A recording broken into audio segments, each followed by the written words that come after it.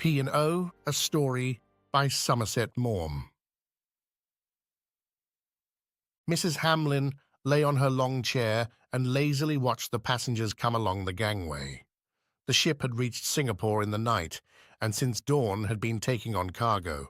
The winches had been grinding away all day, but by now her ears were accustomed to their insistent clamour. She had lunched at the Europe, and for lack of anything better to do, had driven in a rickshaw through the gay, multitudinous streets of the city. Singapore is the meeting place of many races. The Malays, though natives of the soil, dwell uneasily in towns and are few, and it is the Chinese, supple, alert and industrious, who throng the streets. The dark-skinned Tamils walk on their silent, naked feet, as though they were but brief sojourners in a strange land. But the Bengalis, sleek and prosperous, are easy in their surroundings and self-assured. The sly and obsequious Japanese seem busy with pressing and secret affairs, and the English in their topees and white ducks, speeding past in motor cars or at leisure in their rickshaws, wear a nonchalant and careless air. The rulers of these teeming peoples take their authority with a smiling unconcern. And now, tired and hot, Mrs. Hamlyn waited for the ship to set out again on her long journey across the Indian Ocean. She waved a rather large hand, for she was a big woman, to the doctor and Mrs. Linsell as they came on board. She had been on the ship since she left Yokohama, and had watched with acid amusement the intimacy which had sprung up between the two. Linsell was a naval officer who had been attached to the British Embassy at Tokyo, and she had wondered at the indifference with which he took the attentions that the doctor paid his wife. Two men came along the gangway, new passengers, and she amused herself by trying to discover from their demeanour whether they were single or married. Close by, a group of men were sitting together on rattan chairs, planters she judged by their khaki suits and wide-brimmed double-felt hats, and they kept the deck steward busy with their orders. They were talking loudly and laughing, for they had all drunk enough to make them somewhat foolishly hilarious, and they were evidently giving one of their number a send-off. But Mrs. Hamlyn could not tell which it was that was to be a fellow passenger. The time was growing short. More passengers arrived, and then Mr. Jepson, with dignity, strolled up the gangway. He was a consul and was going home on leave. He had joined the ship at Shanghai and had immediately set about making himself agreeable to Mrs. Hamlyn. But just then she was disinclined for anything in the nature of a flirtation. She frowned as she thought of the reason which was taking her back to England. She would be spending Christmas at sea, far from anyone who cared two straws about her, and for a moment she felt a little twist at her heartstrings. It vexed her that a subject which she was so resolute to put away from her should so constantly intrude on her unwilling mind. But a warning bell clanged loudly, and there was a general movement among the men who sat beside her. "Well, if we don't want to be taken on, we'd better be toddling," said one of them. They rose and walked towards the gangway. Now that they were all shaking hands, she saw who it was that they had come to see the last of.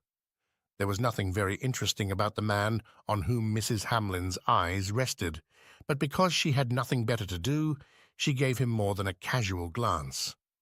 He was a big fellow, well over 6 feet high, broad and stout. He was dressed in a bedraggled suit of khaki drill, and his hat was battered and shabby.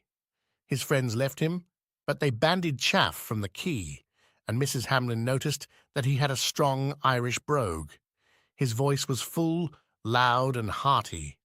Mrs. Linsell had gone below, and the doctor came and sat down beside Mrs. Hamlyn. They told one another their small adventures of the day. The bell sounded again, and presently the ship slid away from the wharf. The Irishman waved a last farewell to his friends, and then sauntered towards the chair on which he had left papers and magazines. He nodded to the doctor. "Is that someone you know?" asked Mrs. Hamlin. "I was introduced to him at the club before tiffin. His name is Gallagher. He's a planter." After the hubbub of the port and the noisy bustle of departure, the silence of the ship was marked and grateful. They steamed slowly past green-clad rocky cliffs. The P and O anchorage was in a charming and secluded cove, and came out into the main harbour. Ships of all nations lay at anchor, a great multitude, passenger boats, tugs, lighters, tramps, and beyond, behind the breakwater, you saw the crowded masts, a bare, straight forest of the native junks. In the soft light of the evening, the busy scene was strangely touched with mystery, and you felt that all those vessels, their activity for the moment suspended, waited for some event of a peculiar significance. Mrs. Hamlin was a bad sleeper, and when the dawn broke, she was in the habit of going on deck. It rested her troubled heart to watch the last faint stars fade before the encroaching day, and at that early hour the glassy sea had often an immobility which seemed to make all earthly sorrows of little consequence. The light was wan, and there was a pleasant shiver in the air. But next morning, when she went to the end of the promenade deck, she found that someone was up before her. It was Mr. Gallagher. He was watching the low coast of Sumatra, which the sunrise, like a magician, seemed to call forth from the dark sea. She was startled and a little vexed, but before she could turn away, he had seen her and nodded. "Up early," he said. "Have a cigarette?" He was in pyjamas and slippers. He took his case from his coat pocket and handed it to her. She hesitated. She had on nothing but a dressing gown and a little lace cap, which she had put over her tousled hair, and she knew that she must look a sight, but she had her reasons for scourging her soul. "I suppose a woman of 40 has no right to mind how she looks," she smiled, as though he must know what vain thoughts occupied her. She took the cigarette. "But you're up early, too." "I'm a planter. I've had to get up at 5 in the morning for so many years that I don't know how I'm going to get out of the habit." "You'll not find it will make you very popular at home." She saw his face better now, that it was not shadowed by a hat. It was agreeable without being handsome. He was of course much too fat, and his features, which must have been good enough when he was a young man, were thickened. His skin was red and bloated, but his dark eyes were merry, and though he could not have been less than 45, his hair was black and thick. He gave you an impression of great strength.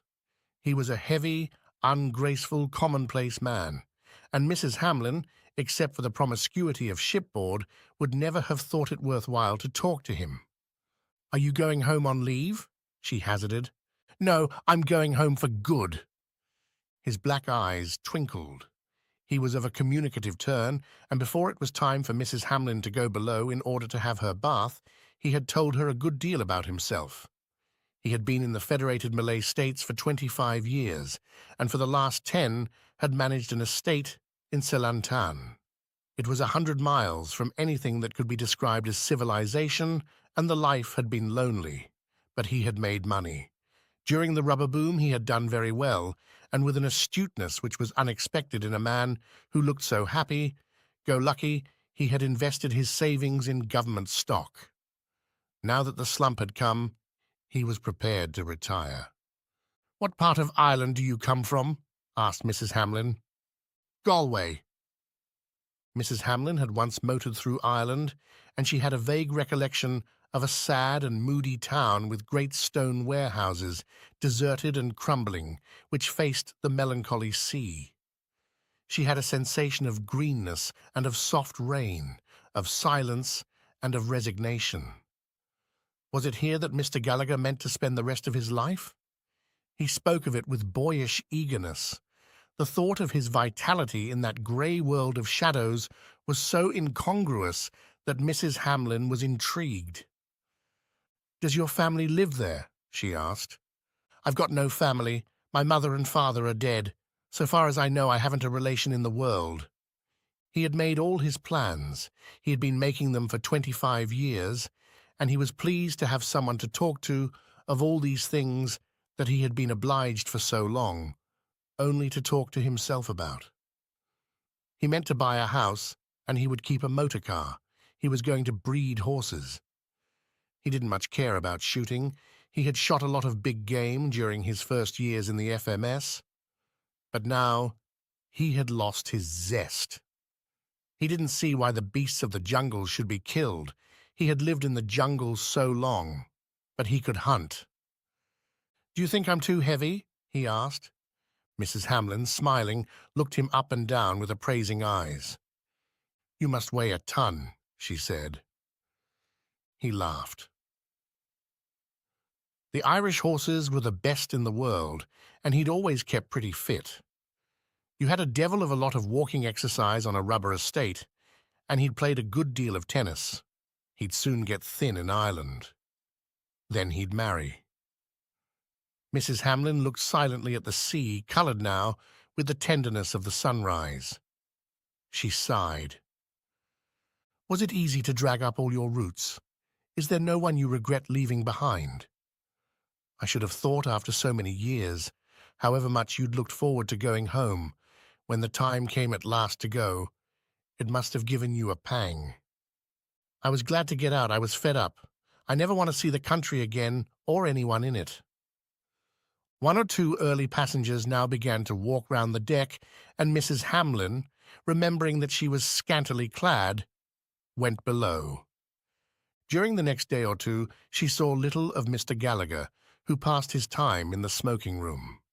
Owing to a strike, the ship was not touching at Colombo, and the passengers settled down to a pleasant voyage across the Indian Ocean.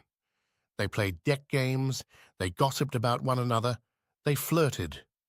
The approach of Christmas gave them an occupation, for someone had suggested that there should be a fancy dress dance on Christmas Day, and the ladies set about making their dresses.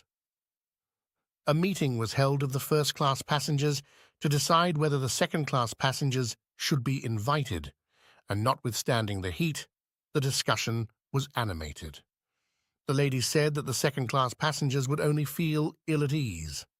On Christmas Day it was to be expected that they would drink more than was good for them, and unpleasantness might ensue.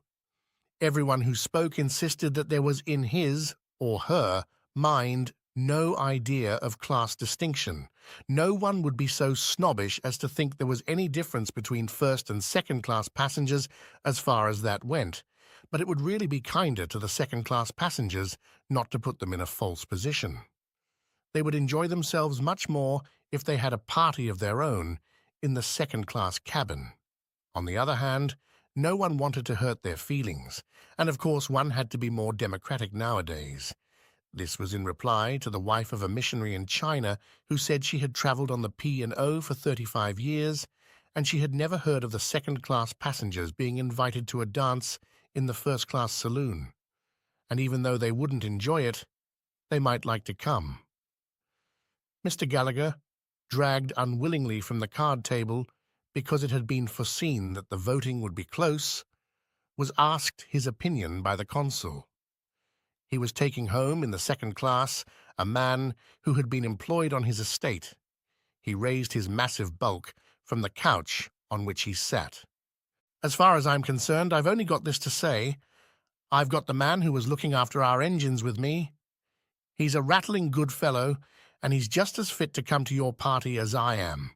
But he won't come because I'm going to make him so drunk on Christmas Day that by 6 o'clock he'll be fit for nothing but to be put to bed." Mr. Jepson, the consul, gave a distorted smile. On account of his official position, he had been chosen to preside at the meeting, and he wished the matter to be taken seriously. He was a man who often said that if a thing was worth doing, it was worth doing well.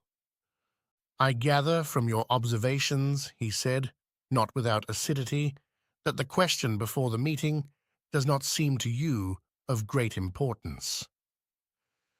"I don't think it matters a tinker's curse," said Gallagher, with twinkling eyes. Mrs. Hamlyn laughed. The scheme was at last devised to invite the second-class passengers, but to go to the captain privily and point out to him the advisability of withholding his consent to their coming into the first-class saloon. It was on the evening of the day on which this happened that Mrs. Hamlyn, having dressed for dinner, came on deck at the same time as Mr. Gallagher. "Just in time for a cocktail, Mrs. Hamlyn," he said jovially. "I'd like one. To tell you the truth, I need cheering up." "Why?" He smiled. Mrs. Hamlyn thought his smile attractive, but she did not want to answer his question. "I told you the other morning," she answered cheerfully. "I'm 40. I never met a woman who insisted on the fact so much." They went into the lounge, and the Irishman ordered a dry martini for her and a gin pahit for himself. He had lived too long in the East to drink anything else. "You've got hiccups," said Mrs. Hamlyn. "Yes, I've had them all the afternoon," he answered carelessly. "It's rather funny. They came on just as we got out of sight of land." "I dare say they'll pass off after dinner." They drank, the second bell rang, and they went into the dining saloon. "You don't play bridge?" he said as they parted. "No." Mrs. Hamlyn did not notice that she saw nothing of Gallagher for 2 or 3 days. She was occupied with her own thoughts. They crowded upon her when she was sewing. They came between her and the novel with which she sought to cheat their insistence.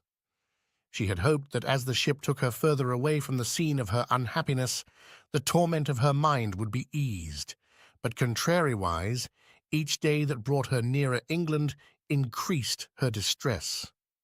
She looked forward with dismay to the bleak emptiness of the life that awaited her, and then, turning her exhausted wits from a prospect that made her flinch, she considered, as she had done she knew not how many times before, the situation from which she had fled.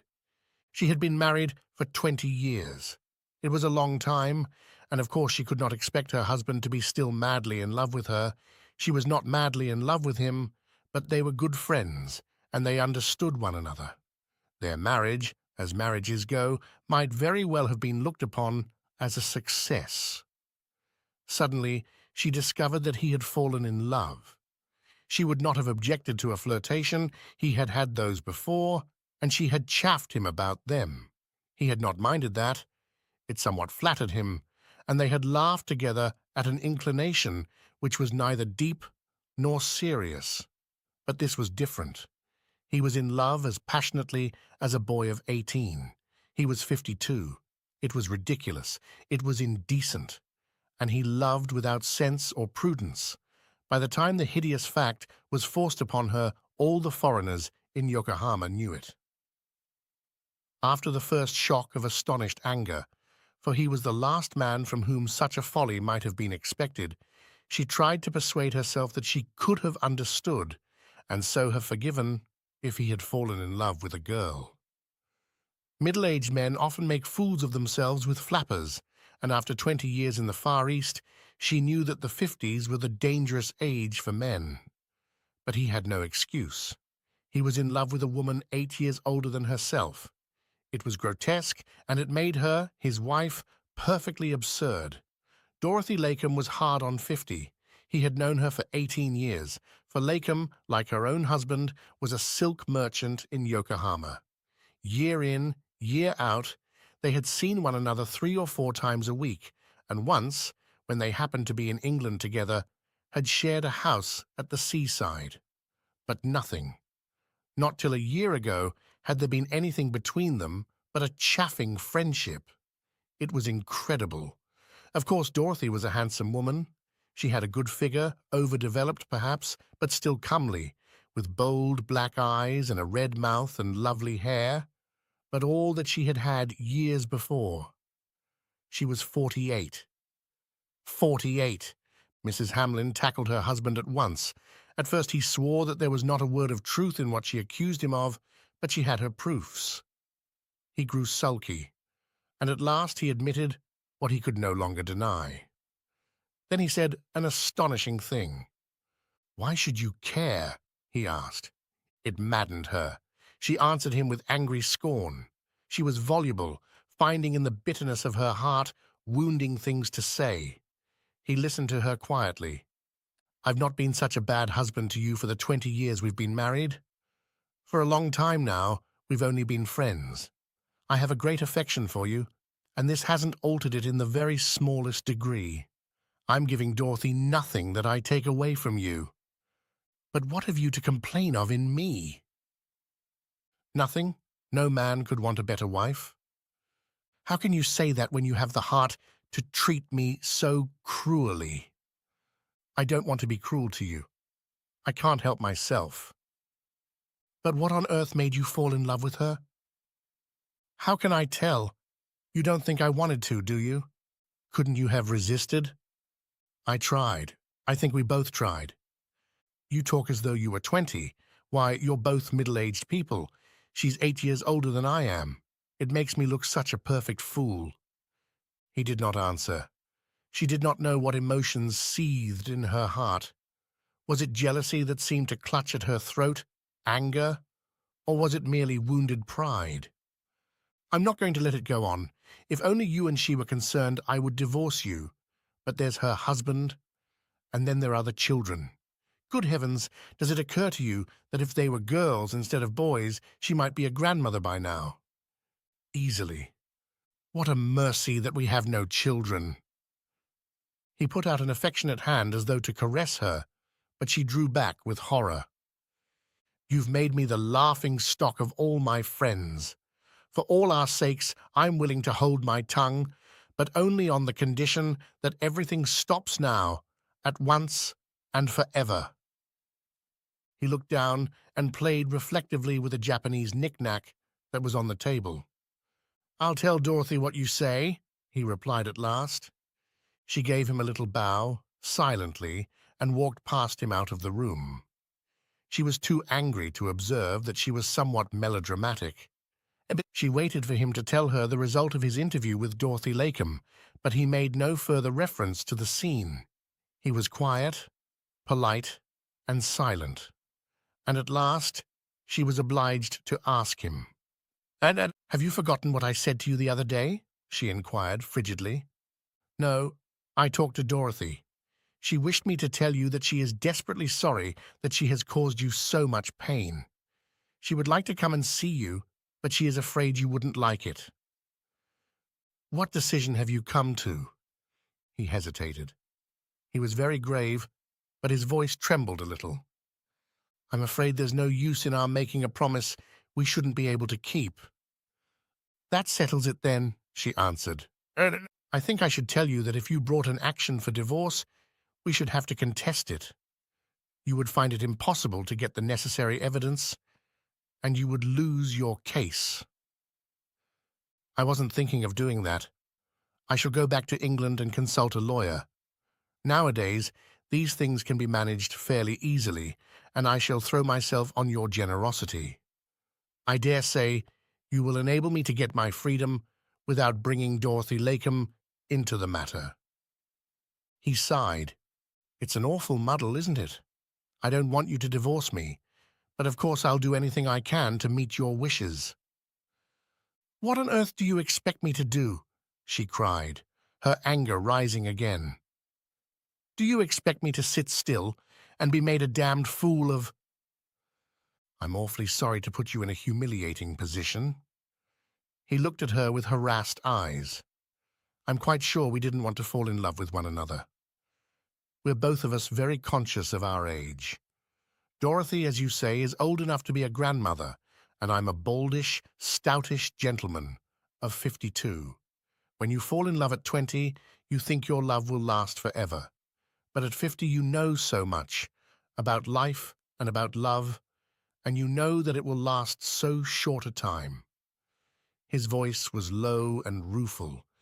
It was as though before his mind's eye he saw the sadness of autumn and the leaves falling from the trees.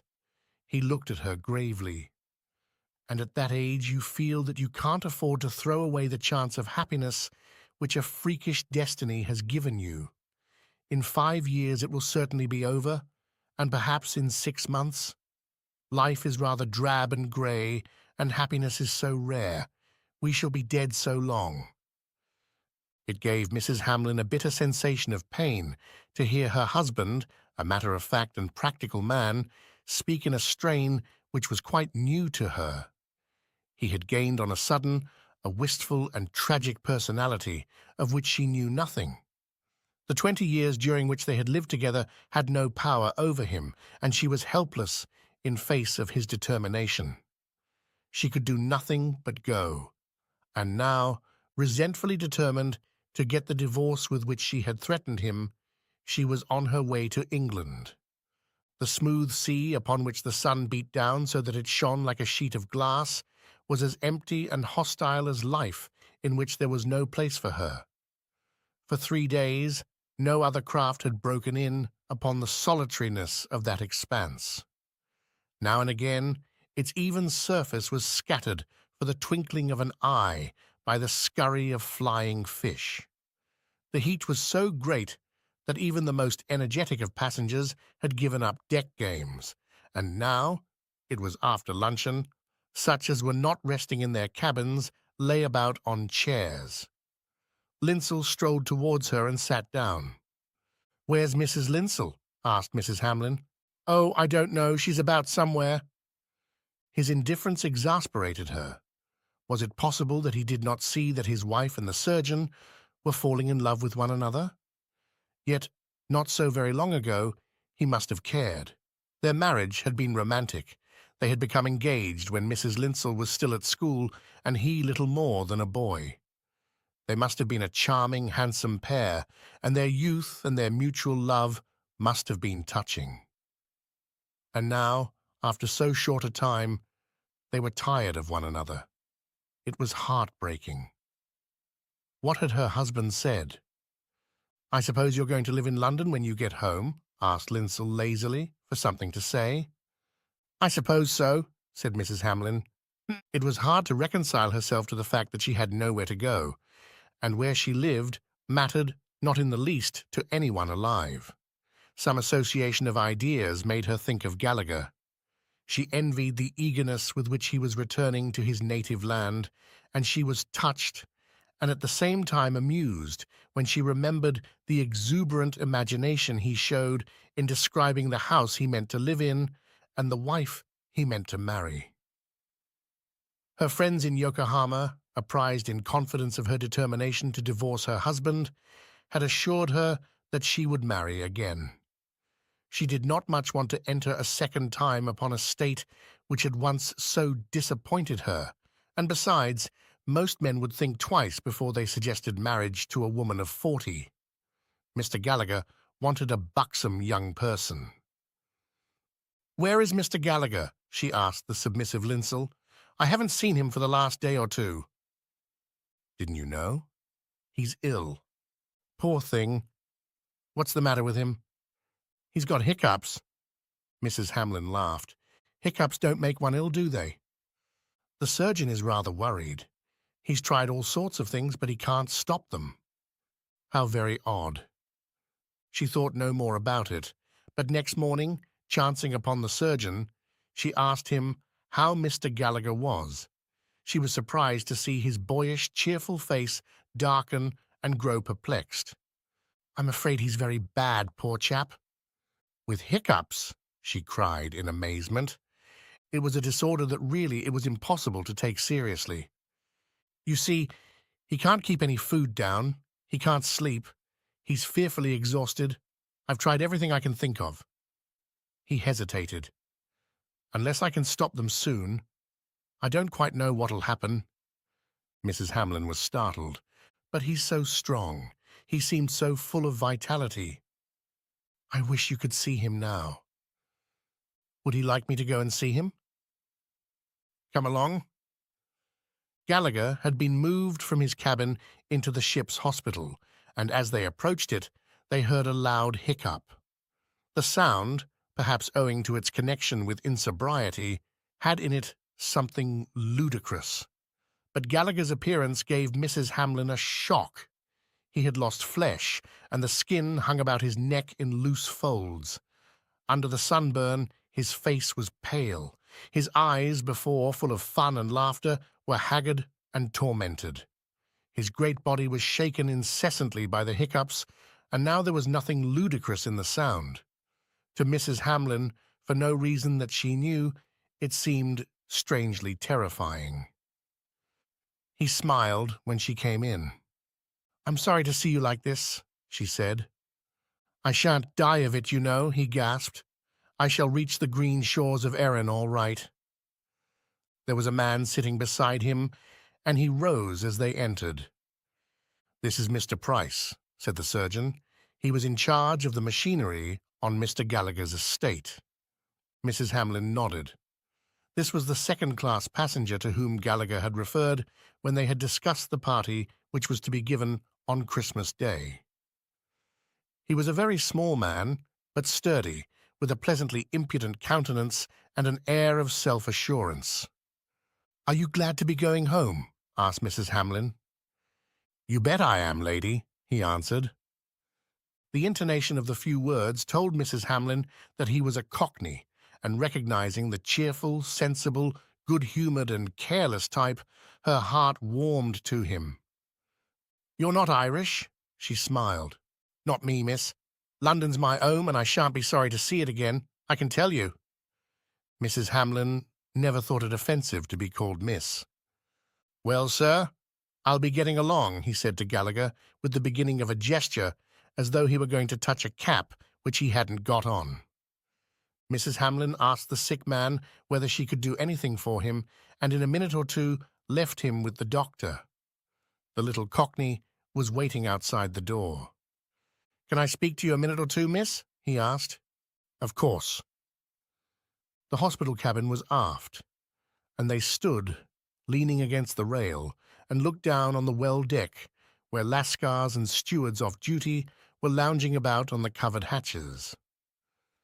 "I don't know exactly how to begin," said Pryce uncertainly, a serious look strangely changing his lively, puckered face.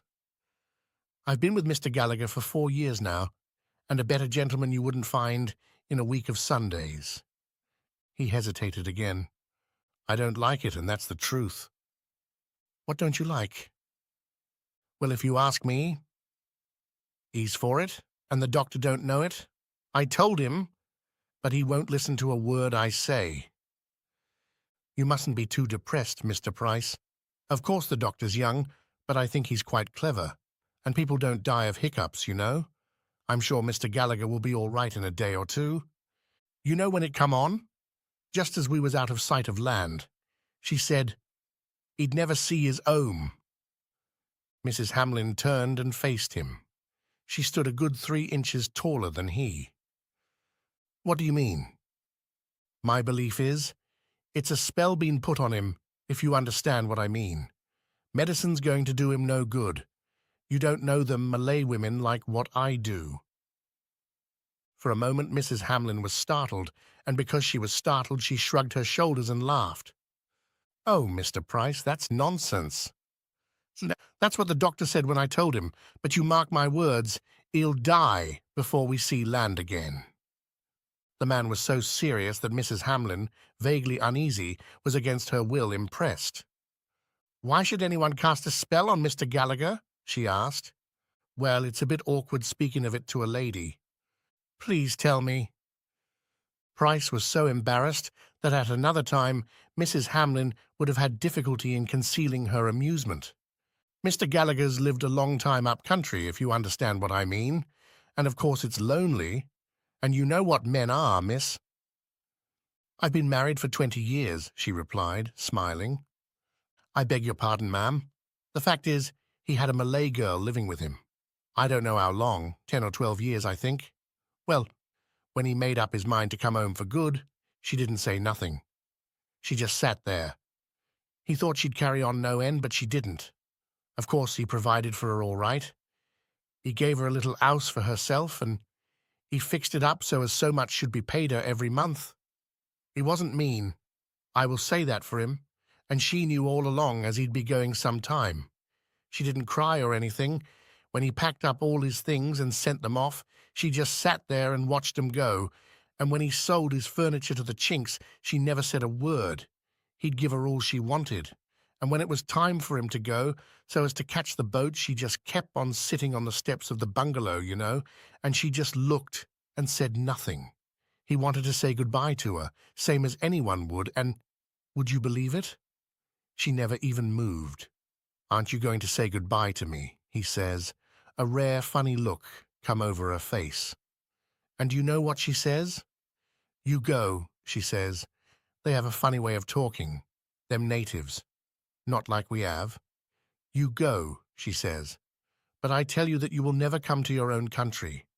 When the land sinks into the sea, death will come upon you, and before them as goes with you sees the land again, death will have took you. It gave me quite a turn."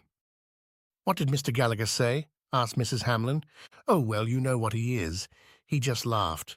Always merry and bright, he says, and he jumps into the motor, and off we go."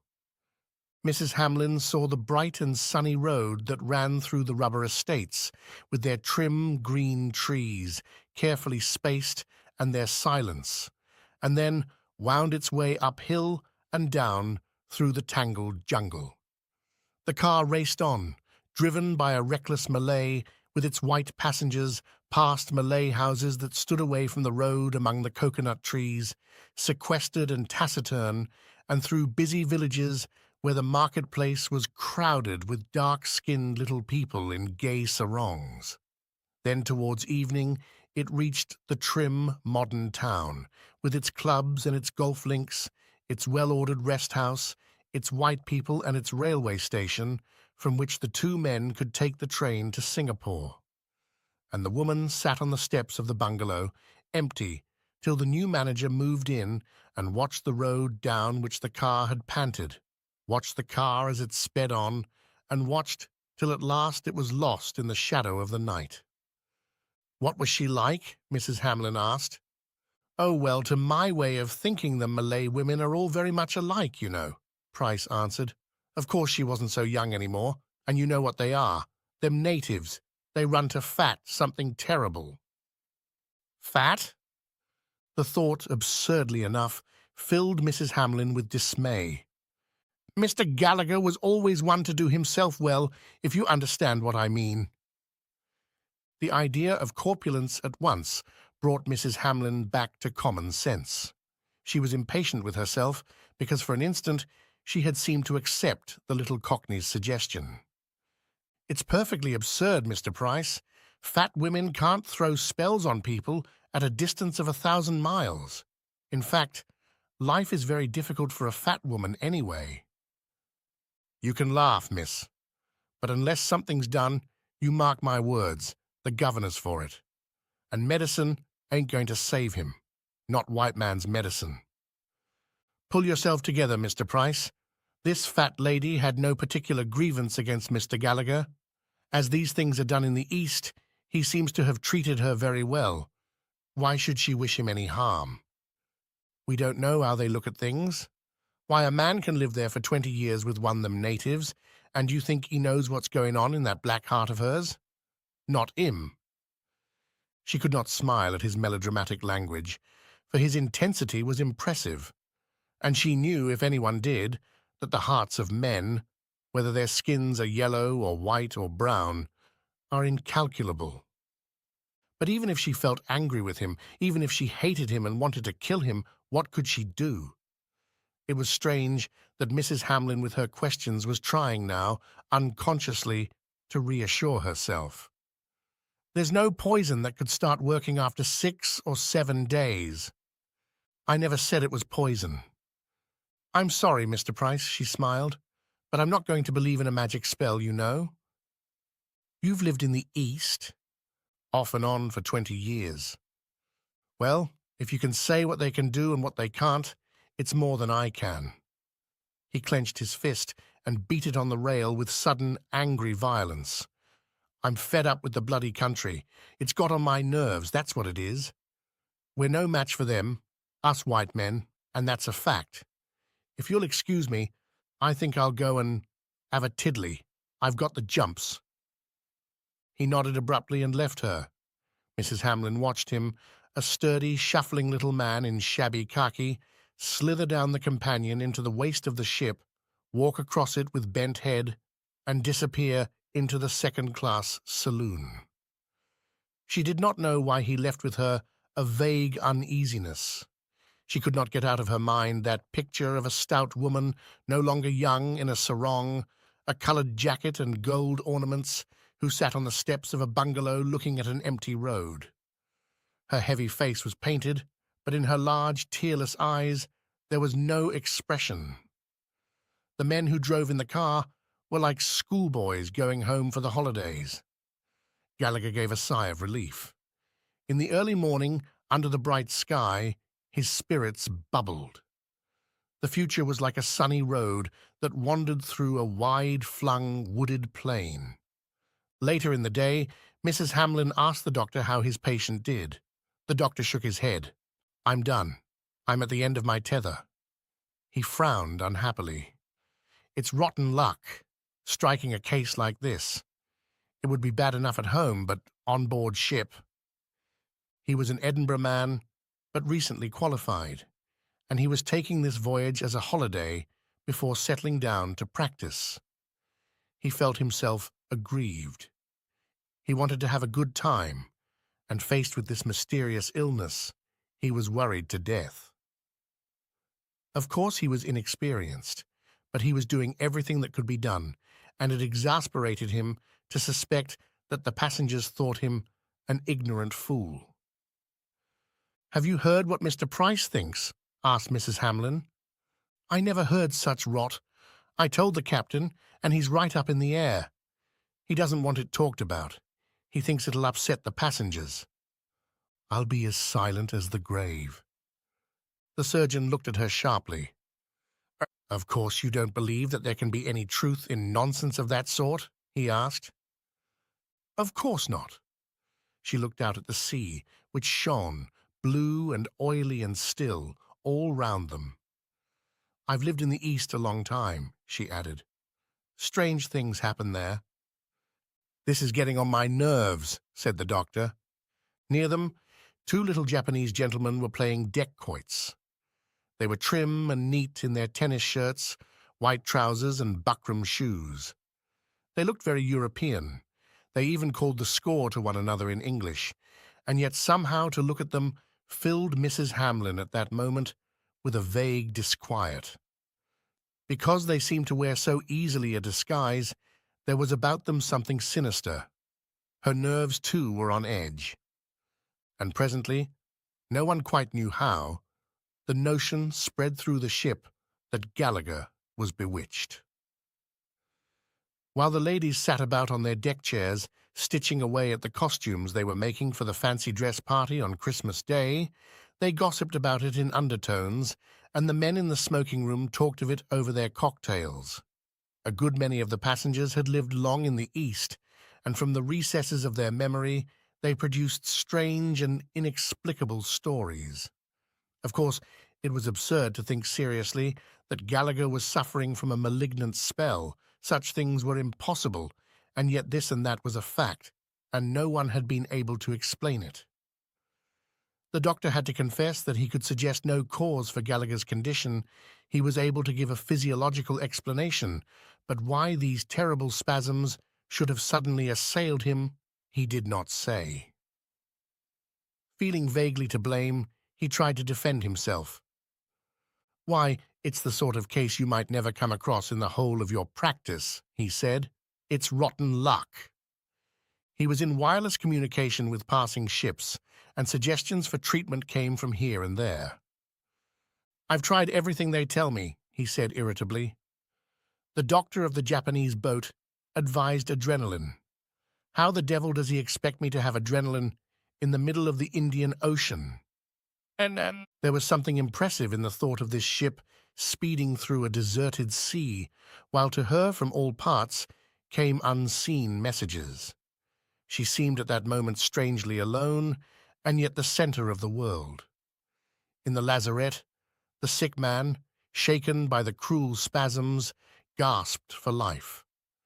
Then the passengers became conscious that the ship's course was altered, and they heard that the captain had made up his mind to put in at Aden. Gallagher was to be landed there and taken to the hospital, where he could have attention, which on board was impossible. The chief engineer received orders to force his engines. The ship was an old one, and she throbbed with the greater effort. The passengers had grown used to the sound and feel of her engines, and now the greater vibration shook their nerves with a new sensation. It would not pass into each one's unconsciousness, but beat on their sensibilities so that each felt a personal concern. And still the wide sea was empty of traffic, so that they seemed to traverse an empty world. And now the uneasiness which had descended upon the ship, but which no one had been willing to acknowledge, became a definite malaise.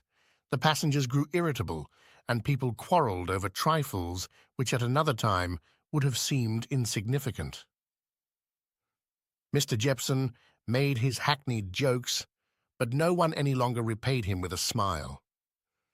The Linsells had an altercation, and Mrs. Linsell was heard late at night walking round the deck with her husband and uttering in a low, tense voice a stream of vehement reproaches.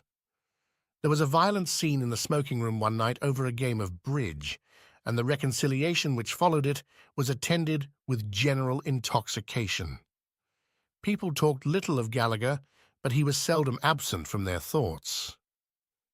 They examined the route map. The doctor said now that Gallagher could not live more than 3 or 4 days, and they discussed acrimoniously what was the shortest time in which Aden could be reached. What happened to him after he was landed was no affair of theirs. They did not want him to die on board. Mrs. Hamlyn saw Gallagher every day. With the suddenness with which, after tropical rain in the spring, you seem to see the herbage grow before your very eyes, she saw him go to pieces. Already his skin hung loosely on his bones, and his double chin was like the wrinkled wattle of a turkey-cock. His cheeks were sunken. You saw now how large his frame was, and through the sheet under which he lay his bony structure was like the skeleton of a prehistoric giant. For the most part, he lay with his eyes closed, torpid with morphia, but shaken still with terrible spasms. And when now and again he opened his eyes, they were preternaturally large. They looked at you vaguely, perplexed and troubled, from the depths of their bony sockets. But when, emerging from his stupor, he recognized Mrs. Hamlyn, he forced a gallant smile to his lips. "How are you, Mr. Gallagher?" she said. "Getting along? Getting along? I shall be all right when we get out of this confounded heat. Lord, how I look forward to a dip in the Atlantic. I'd give anything for a good long swim. I want to feel the cold grey sea of Galway beating against my chest." Then the hiccups shook him from the crown of his head to the sole of his foot. Mr. Pryce and the stewardess shared the care of him. The little Cockney's face wore no longer its look of impudent gaiety, but instead was sullen. "The captain sent for me yesterday," he told Mrs. Hamlyn when they were alone. "He gave me a rare talking to. What about—" He said he wouldn't have all this hoodoo stuff. He said it was frightening the passengers, and I'd better keep a watch on me tongue, or I'd have him to reckon with. It's not my doing. I never said a word except to you and the doctor. It's all over the ship. I know it is. Do you think it's only me that's saying it? All them Lascars and the Chinese, they all know what's the matter with him. You don't think you can teach them much, do you? They know it ain't a natural illness." Mrs. Hamlyn was silent. She knew through the amours of some of the passengers that there was no one on the ship, except the whites, who doubted that the woman whom Gallagher had left in distant Ceylon was killing him with her magic. All were convinced that as they sighted the barren rocks of Arabia, his soul would be parted from his body. "The captain says if he hears of me trying any hanky-panky, he'll confine me to my cabin for the rest of the voyage," said Pryce, suddenly a surly frown on his puckered face. "What do you mean by hanky-panky?" He looked at her for a moment fiercely, as though she too were an object of the anger he felt against the captain. "The doctor's tried every damn thing he knows, and he's wirelessed all over the place, and what good has he done? Tell me that. Can't he see the man's dying? There's only one way to save him now." What do you mean? It's magic what's killing him, and it's only magic what'll save him. Oh, don't you say it can't be done. I've seen it with me own eyes. His voice rose, irritable and shrill. I've seen a man dragged from the jaws of death, as you might say, when they got in a pawang, what we call a witch doctor, and he did his little tricks. I seen it with me own eyes, I tell you. Mrs. Hamlyn did not speak. Pryce gave her a searching look. One of them Lascar's on board. He's a witch doctor, same as the pawang that we have in the FMS, and he says he'll do it. Only he must have a live animal. A cock would do. What do you want a live animal for? Mrs. Hamlyn asked, frowning a little. The Cockney looked at her with quick suspicion. If you take my advice, you won't know anything about it. But I tell you what, I'm going to leave no stone unturned to save my governor. And if the captain hears of it and shuts me up in me cabin, well, let him. At that moment, Mrs. Linsell came up, and Pryce, with his quaint gesture of salute, left them. Mrs. Linsell wanted Mrs. Hamlyn to fit the dress she had been making herself for the fancy dress ball, and on the way down to the cabin, she spoke to her anxiously of the possibility that Mr. Gallagher might die on Christmas Day. They could not possibly have the dance if he did. She had told the doctor that she would never speak to him again if this happened, and the doctor had promised her faithfully that he would keep the man alive over Christmas Day somehow. It would be nice for him, too, said Mrs. Linsell. For whom? Asked Mrs. Hamlyn. For poor Mr. Gallagher. Naturally, no one likes to die on Christmas Day. Do they? I don't really know, said Mrs. Hamlyn. That night, after she had been asleep a little while, she awoke weeping. It dismayed her that she should cry in her sleep. It was as though then the weakness of the flesh mastered her, and her will broken, she were defenseless against a natural sorrow. She turned over in her mind, as so often before, the details of the disaster which had so profoundly affected her. She repeated the conversations with her husband, wishing she had said this and blaming herself because she had said the other.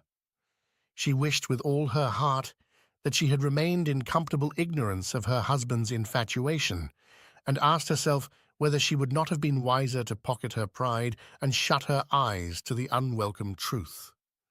She was a woman of the world, and she knew too well how much more she lost in separating herself from her husband than his love. She lost the settled establishment and the assured position, the ample means and the support of a recognized background.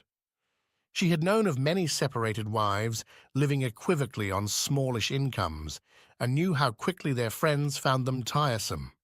And she was lonely. She was as lonely as the ship that throbbed her hasting way through an unpeopled sea, and lonely as the friendless man who lay dying in the ship's lazarette. Mrs. Hamlyn knew that her thoughts had got the better of her now, and that she would not easily sleep again. It was very hot in her cabin. She looked at the time. It was between 4 and half past. She must pass 2 mortal hours before broke the reassuring day. She slipped into a kimono and went on deck. The night was somber, and although the sky was unclouded, no stars were visible. Panting and shaking, the old ship under full steam lumbered through the darkness. The silence was uncanny. Mrs. Hamlyn, with bare feet, groped her way slowly along the deserted deck.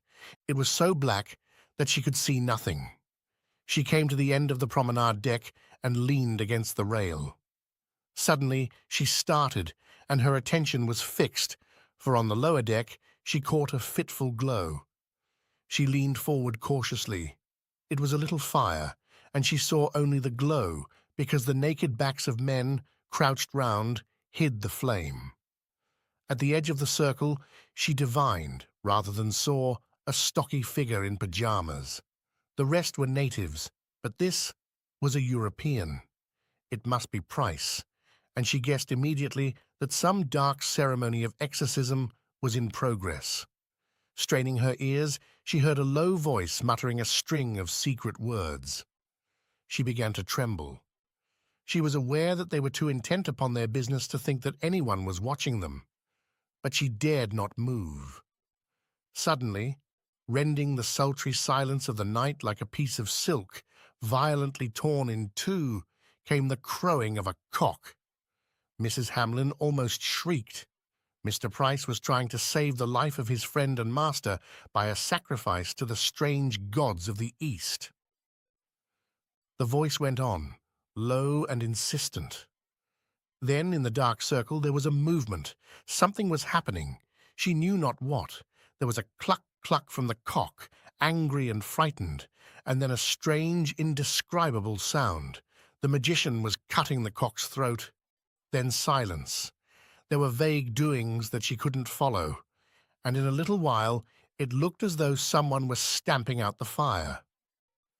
The figures she had dimly seen were dissolved in the night, and all once more was still. She heard again the regular throbbing of the engines. Mrs. Hamlyn stood still for a little while, strangely shaken, and then walked slowly along the deck. She found a chair and lay down in it. She was trembling still. She could only guess what had happened. She did not know how long she lay there, but at last she felt that the dawn was approaching. It was not yet day, and it was no longer night. Against the darkness of the sky, she could now see the ship's rail. Then she saw a figure come towards her. It was a man in pajamas. "Who's that?" she cried nervously. "Only the doctor," came a friendly voice. "Oh, what are you doing here at this time of night?" "I've been with Gallagher." He sat down beside her and lit a cigarette. "I've given him a good strong hypodermic, and he's quiet now." "Has he been very ill?" "I thought he was going to pass out. I was watching him, and suddenly he started up on his bed and began to talk Malay. Of course I couldn't understand a thing. He kept on saying one word over and over again. Perhaps it was a name, a woman's name. He wanted to get out of bed. He's a damned powerful man even now. By George, I had a struggle with him. I was afraid he'd throw himself overboard. He seemed to think someone was calling him." "When was that?" asked Mrs. Hamlyn slowly. "Between 4 and half past. Why?" "Nothing." She shuddered. Later in the morning, when the ship's life was set upon its daily round, Mrs. Hamlyn passed Pryce on the deck, but he gave her a brief greeting and walked on with quickly averted gaze. He looked tired and overwrought. Mrs. Hamlyn thought again of that fat woman with golden ornaments in her thick black hair who sat on the steps of the deserted bungalow and looked at the road which ran through the trim lines of the rubber trees. It was fearfully hot. She knew now why the night had been so dark. The sky was no longer blue, but a dead, level white. Its surface was too, even to give the effect of cloud.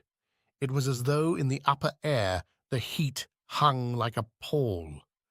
There was no breeze, and the sea, as colourless as the sky, was smooth and shining, like the dye in a dyer's vat. The passengers were listless. When they walked round the deck they panted, and beads of sweat broke out on their foreheads. They spoke in undertones. Something uncanny and disquieting brooded over the ship, and they could not bring themselves to laugh. A feeling of resentment arose in their hearts. They were alive and well, and it exasperated them that so near a man should be dying, and by the fact, which was after all no concern of theirs, so mysteriously affect them. A planter in the smoking room over a gin sling said brutally what most of them felt, though none had confessed. "Well, if he's going to peg out," he said, "I wish he'd hurry up and get it over. It gives me the creeps." The day was interminable. Mrs. Hamlyn was thankful when the dinner hour arrived. So much time, at all events, was past. She sat at the doctor's table. "When do we reach Aden?" she asked. "Sometime tomorrow.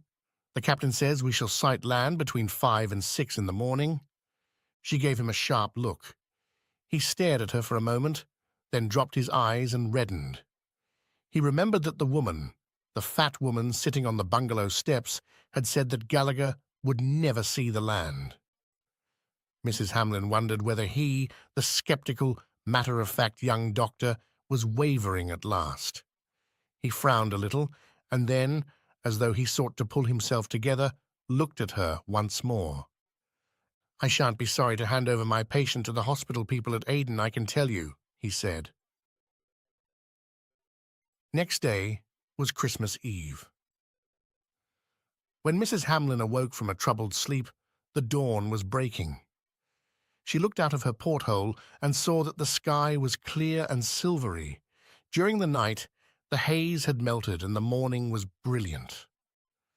With a lighter heart, she went on deck. She walked as far forward as she could go. A late star twinkled palely close to the horizon. There was a shimmer on the sea as though a loitering breeze passed playful fingers over its surface.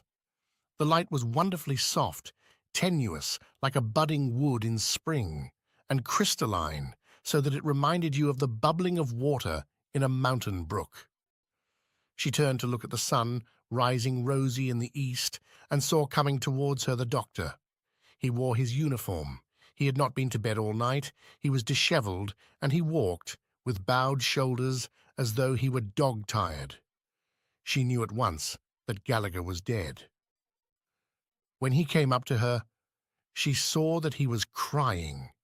He looked so young then that her heart went out to him. She took his hand. "You poor dear," she said, "you're tired out." "I did all I could," he said. "I wanted so awfully to save him." His voice shook, and she saw that he was almost hysterical. "When did he die?" she asked. He closed his eyes, trying to control himself, and his lips trembled. "A few minutes ago." Mrs. Hamlin sighed. She found nothing to say. Her gaze wandered across the calm, dispassionate and ageless sea. It stretched on all sides of them as infinite as human sorrow, but on a sudden her eyes were held, for there, ahead of them, on the horizon, was something which looked like a precipitous and massy cloud. But its outline was too sharp to be a cloud's. She touched the doctor on the arm. "What's that?" He looked at it for a moment, and under his sunburn she saw him grow white. Land. Once more, Mrs. Hamlin thought of the fat Malay woman who sat silent on the steps of Gallagher's bungalow. Did she know? They buried him when the sun was high in the heavens. They stood on the lower deck, and on the hatches, the first and second-class passengers, the white stewards, and the European officers. The missionary read the burial service. "Man that is born of a woman hath but a short time to live, and is full of misery. He cometh up, and is cut down, like a flower. He fleeth, as it were a shadow, and never continueth in one stay." Pryce looked down at the deck with knit brows. His teeth were tight-clenched. He did not grieve, for his heart was hot with anger. The doctor and the consul stood side by side. The consul bore to a nicety the expression of an official regret, but the doctor, clean-shaven now, in his neat, fresh uniform and his gold braid, was pale and harassed. From him, Mrs. Hamlin's eyes wandered to Mrs. Linsell. She was pressed against her husband, weeping, and he was holding her hand tenderly. Mrs. Hamlin did not know why this sight singularly affected her. At that moment of grief, her nerves distraught, the little woman went by instinct to the protection and support of her husband. But then Mrs. Hamlin felt a little shudder pass through her, and she fixed her eyes on the seams in the deck, for she did not want to see what was toward. There was a pause in the reading. There were various movements. One of the officers gave an order. The missionary's voice continued. "Forasmuch as it has pleased Almighty God of his great mercy to take unto himself the soul of our dear brother here departed, we therefore commend his body to the deep, to be turned into corruption, looking for the resurrection of the body when the sea shall give up its dead." Mrs. Hamlyn felt the hot tears flow down her cheeks. There was a dull splash. The missionary's voice went on. When the service was finished, the passengers scattered. The second-class passengers returned to their quarters, and a bell rang to summon them to luncheon. But the first-class passengers sauntered aimlessly about the promenade deck. Most of the men made for the smoking room and sought to cheer themselves with whiskies and sodas and with gin slings. But the consul put up a notice on the board outside the dining saloon, summoning the passengers to a meeting. Most of them had an idea for what purpose it was called, and at the appointed hour they assembled. They were more cheerful than they had been for a week, and they chattered with a gaiety which was only subdued by a mannerly reserve. The consul, an eyeglass in his eye, said that he had gathered them together to discuss the question of the fancy dress dance on the following day. He knew they all had the deepest sympathy for Mr. Gallagher, and he would have proposed that they should combine to send an appropriate message to the deceased's relatives. But his papers had been examined by the purser, and no trace could be found of any relative or friend with whom it was possible to communicate. The late Mr. Gallagher appeared to be quite alone in the world.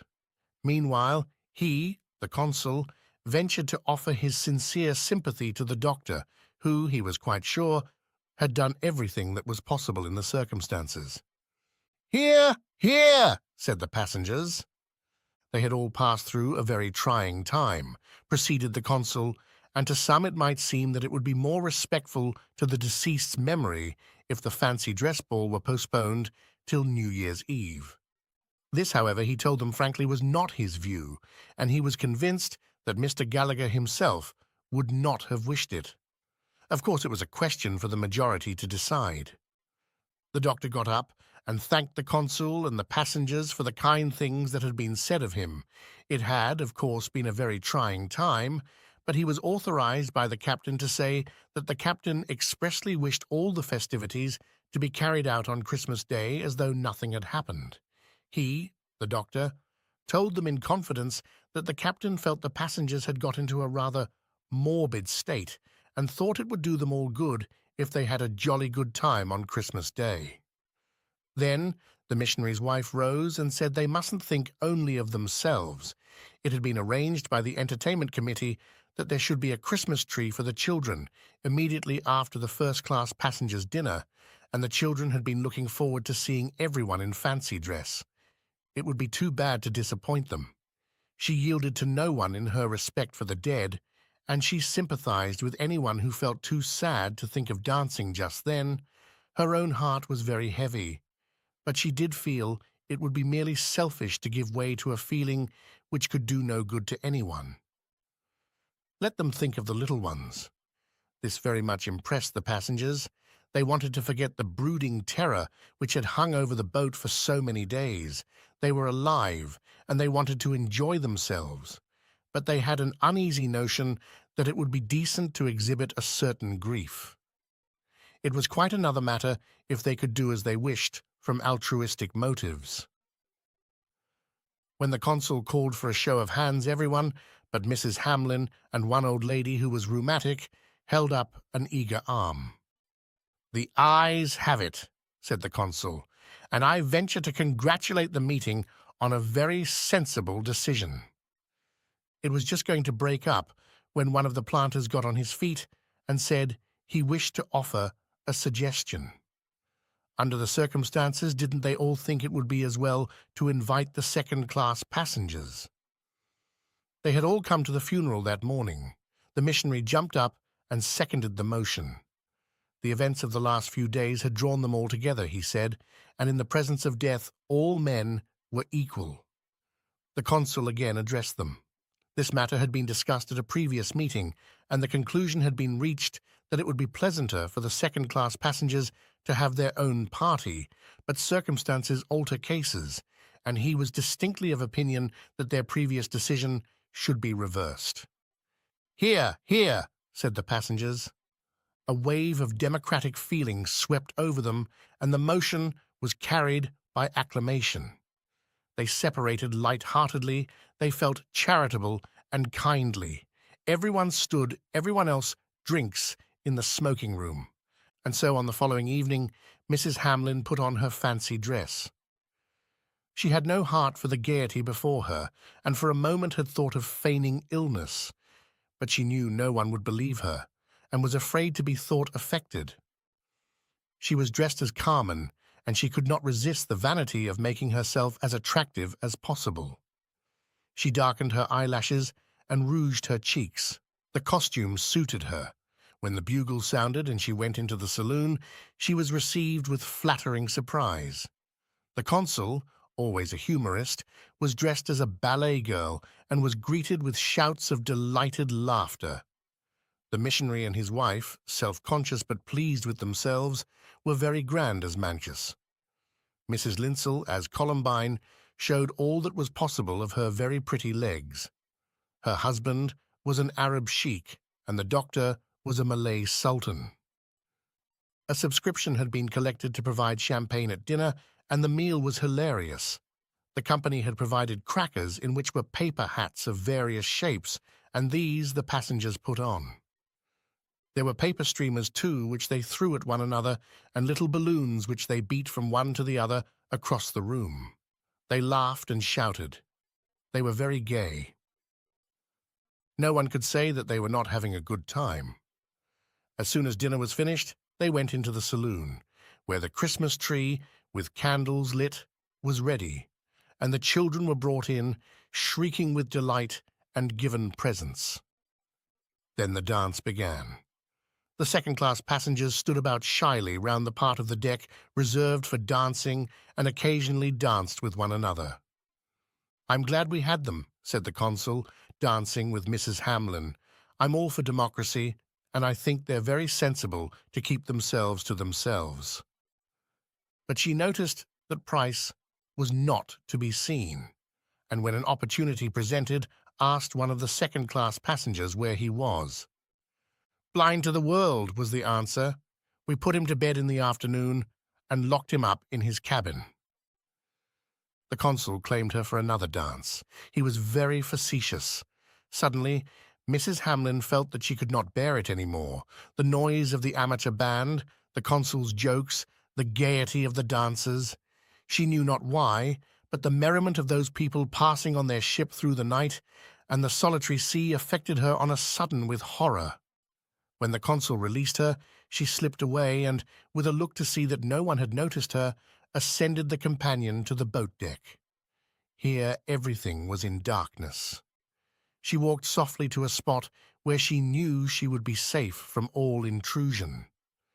But she heard a faint laugh, and she caught sight in a hidden corner of a Columbine and a Malay sultan. Mrs. Linsell and the doctor had resumed already the flirtation which the death of Gallagher had interrupted. Already all those people had put out of their minds with a kind of ferocity the thought of that poor lonely man who had so strangely died in their midst. They felt no compassion for him, but resentment rather, because on his account they had been ill at ease. They seized upon life avidly. They made their jokes, they flirted, they gossiped. Mrs. Hamlyn remembered what the consul had said, that among Mr. Gallagher's papers no letters could be found, not the name of a single friend to whom the news of his death might be sent, and she knew not why this seemed to her unbearably tragic. There was something mysterious in a man who could pass through the world in such solitariness. When she remembered how he had come on deck in Singapore so short a while since, in such rude health, full of vitality, and his arrogant plans for the future, she was seized with dismay. Those words of the burial service filled her with a solemn awe. "Man that is born of a woman hath but a short time to live, and is full of misery. He cometh up, and is cut down, like a flower. Year in, year out, he had made his plans for the future. He wanted to live so much, and he had so much to live for. And then, just when he stretched out his hand, oh, it was pitiful. It made all the other distresses of the world of small account. Death with its mystery, was the only thing that really mattered. Mrs. Hamlyn leaned over the rail and looked at the starry sky. Why did people make themselves unhappy? Let them weep for the death of those they loved. Death was terrible always. But for the rest, was it worthwhile to be wretched, to harbour malice, to be vain and uncharitable? She thought again of herself and her husband and the woman he so strangely loved. He too had said that we live to be happy so short a time, and we are so long dead. She pondered long and intently, and suddenly, as summer lightning flashes across the darkness of the night, she made a discovery which filled her with tremulous surprise.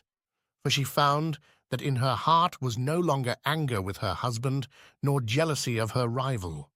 A notion dawned on some remote horizon of her consciousness, and like the morning sun, suffused her soul with a tender, blissful glow. Out of the tragedy of that unknown Irishman's death, she gathered elatedly the courage for a desperate resolution. Her heart beat quickly, she was impatient to carry it into effect. A passion for self-sacrifice seized her. The music had stopped, the ball was over, most of the passengers would have gone to bed, and the rest would be in the smoking room. She went down to her cabin and met no one on the way. She took her writing pad and wrote a letter to her husband. "My dear, it is Christmas Day, and I want to tell you that my heart is filled with kindly thoughts towards both of you. I have been foolish and unreasonable. I think we should allow those we care for to be happy in their own way, and we should care for them enough not to let it make us unhappy. I want you to know that I grudge you none of the joy that has so strangely come into your life. I am no longer jealous, nor hurt, nor vindictive. Do not think I shall be unhappy or lonely. If ever you feel that you need me, come to me, and I will welcome you with a cheerful spirit and without reproach or ill will. I am most grateful for all the years of happiness and of tenderness that you gave me, and in return, I wish to offer you an affection which makes no claim on you and is, I hope, utterly disinterested. Think kindly of me, and be happy, happy, happy." She signed her name and put the letter into an envelope. Though it would not go till they reached Port Said, she wanted to place it at once in the letter-box. When she had done this, beginning to undress, she looked at herself in the glass. Her eyes were shining, and under her rouge her colour was bright. The future was no longer desolate, but bright with a fair hope. She slipped into bed and fell at once into a sound and dreamless sleep.